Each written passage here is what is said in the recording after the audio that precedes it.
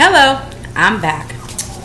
And I've got my mixture ready for the bread cubes. So, like I said before, you're going to take 1 cup of butter. I did not say that, I'm lying. 1/4 cup of butter. You can use 1 cup if you want. It's your food. If you really like butter, do it. Just don't worry about it. If you were to use that much butter, then you didn't really have to grease your baking dish at all. But anyway, recipe goes: 1/4 cup butter. Melt it in a frying pan or a pot, and you're gonna add 1 medium onion diced and 3 minced garlic cloves. You're gonna saute that. Now, what you're gonna end up with after 20 minutes of that sauteing is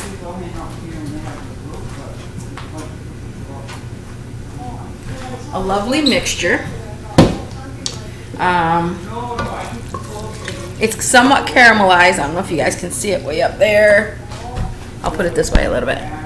So as you can see, somewhat caramelized. I'm not letting it caramelize all the way through. To be honest with you, if I would have been doing this recipe, this little size recipe for myself at home, I probably wouldn't have even caramelized the onions because I like finding a texture difference, Like, these are so softened and caramelized, it's going to be soft.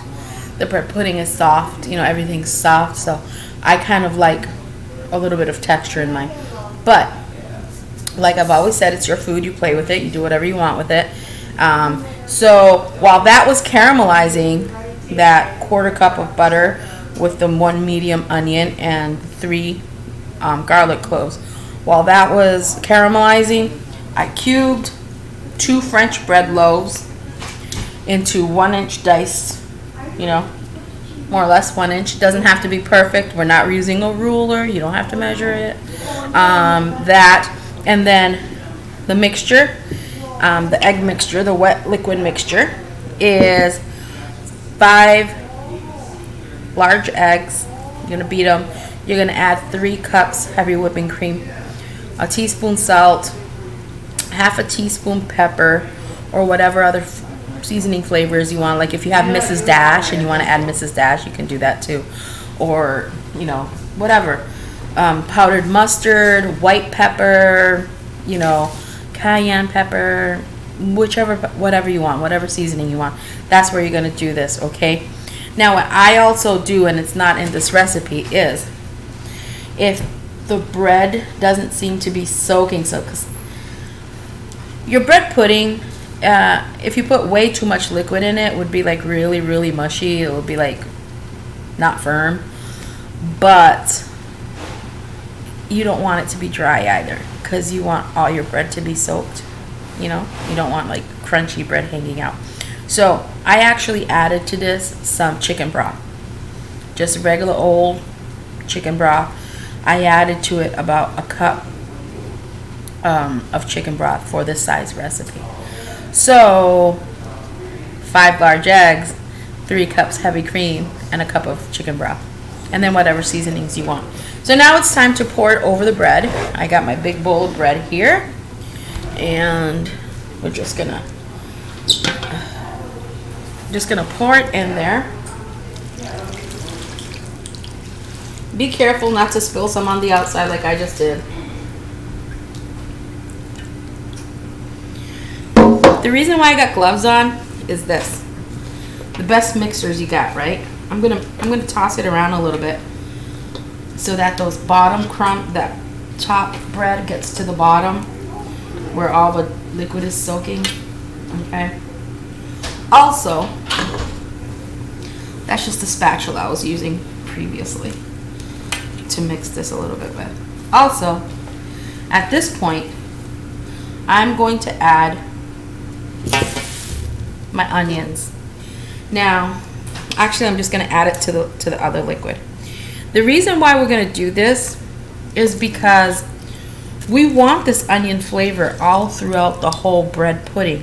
I just don't want it concentrated on a little layer. So if you're layering it the way other recipes tell you to do, if you're just layering it, it's kind of like, you know. So I'm going to put some in here for the rest of this mixture. I'm going to put the rest in here. And get my trusty scrapey thing here.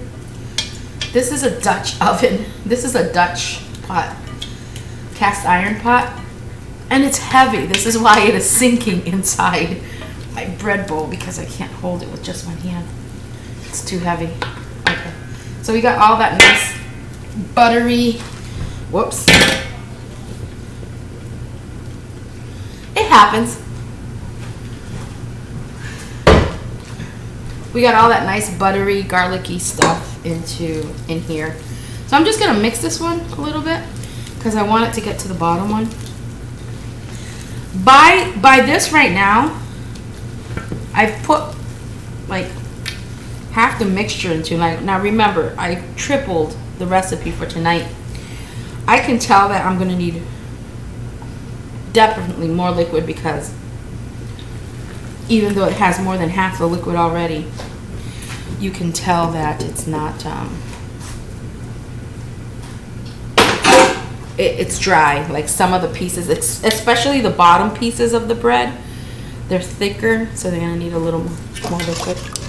I'm just gonna make sure that this is all nice and mixed in here. I only put salt and pepper into this mixture. I kind of stayed classic, but I did put a good amount of black pepper, and we're just gonna pour the rest of this over it. And just use God's scrapies, right?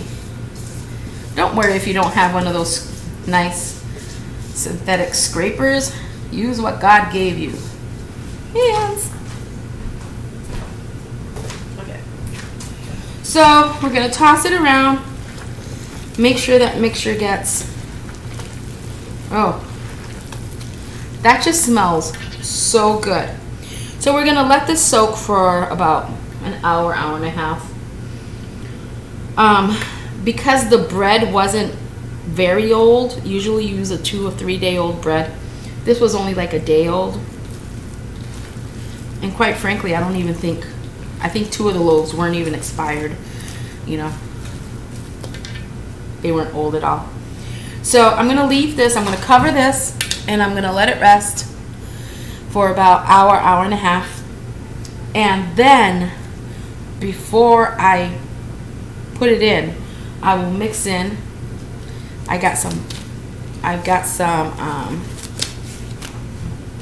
blue cheese crumble.